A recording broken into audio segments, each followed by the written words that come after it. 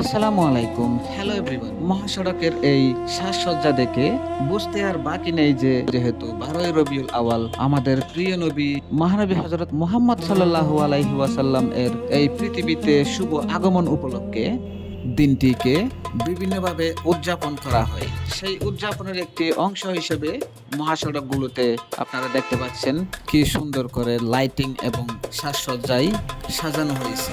১২ই রবিউল আওয়াল এই দিনটি কেন বিশ্বের মুসলিমদের কাছে একটি অত্যন্ত তাৎপর্যপূর্ণ ও ঐতিহাসিক দিন হিসেবে পরিচিত। চলুন বন্ধুরা, ইসলামিক ইতিহাসে এই ১২ই রবিউল আওয়াল সম্পর্কে সম্পূর্ণ বিস্তারিত জেনে নেওয়া যাক।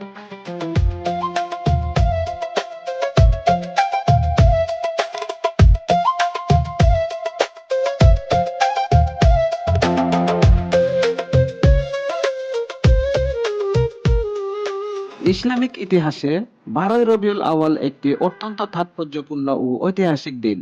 বিশ্বের মুসলিমদের কাছে এই দিনটি প্রধানত প্রিয় নবী হযরত মুহাম্মদ সাল্লাল্লাহু আলাইহি ওয়াসাল্লাম এর জন্ম ও উপাত দিবস হিসেবে পরিচিত, যা ঈদে মিলাদুন নবী সাল্লাল্লাহু আলাইহি ওয়াসাল্লাম নামেও পালন করা হয়। ঐতিহাসিক ঘটনাবলী: মহানবী হযরত মুহাম্মদ সাল্লাল্লাহু আলাইহি ওয়াসাল্লাম এর শুভ আগমন। অধিকাংশ ইতিহাসবিদ ও মুহাদ্দিসিনের মতে ৫৭০ খ্রিস্টাব্দের এই দিনে মক্কার বিখ্যাত কুরাইশ বংশে হযরত মুহাম্মদ সাল্লাল্লাহু আলাইহি ওয়াসাল্লাম জন্মগ্রহণ করেন।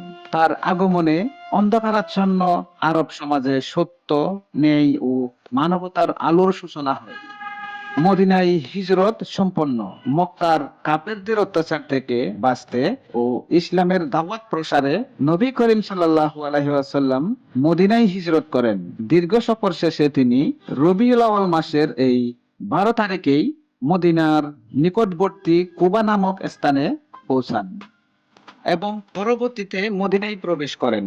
নবী করিম সাল্লাল্লাহু আলাইহি ওয়াসাল্লাম এর ওফাত ৬৩২ খ্রিস্টাব্দের ১১ হিজরি এই একই তারিখে ১২ই রবিউল আওয়াল ৬৩ বছর বয়সে প্রিয় নবী রহমাতুল্লিল আলামিন হযরত মহানবী সাল্লাল্লাহু আলাইহি ওয়াসাল্লাম এই ভুবন ত্যাগ করে মহান সৃষ্টিকর্তার সান্নিধ্যে ভুবনে গমন করেন।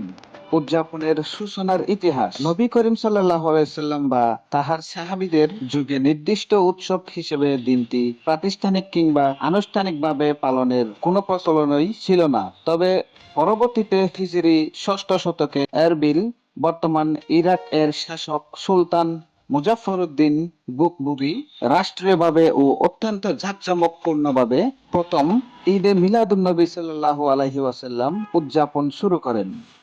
বর্তমানে বিশ্বের বিভিন্ন দেশে এই দিনে মিলাদ মাহফিল, দরুদ পাঠ, আলোচনা সভা, আনন্দ শোভাযাত্রা এবং গরিব দুঃখীদের মাঝে খাদ্য বিতরণের মাধ্যমে মহানবী হযরত মুহাম্মদ সাল্লাল্লাহু আলাইহি ওয়াসাল্লাম এর শিক্ষা ও জীবন আদর্শ স্মরণ করা হয়। তো বন্ধুরা, এই ছিল ১২ই রবিউল আওয়ালের একটি পূর্ণাঙ্গ ইতিহাস। বিস্তারিত বলতে গেলে আরো অনেক সময় লেগে যাবে, যার কারণে মূল কথাগুলো আমি আপনাদের মাঝে শেয়ার করেছি। তো বন্ধুরা, যাদের কাছে ভালো লাগবে অবশ্যই লাইক, কমেন্ট, শেয়ার করে পাশে থাকবেন। সেই সাথে এজি ট্রাভেলার এই চ্যানেলটিকে সাবস্ক্রাইব করে পাশে থাকা বেল আইকনটিকে বাজিয়ে দিন।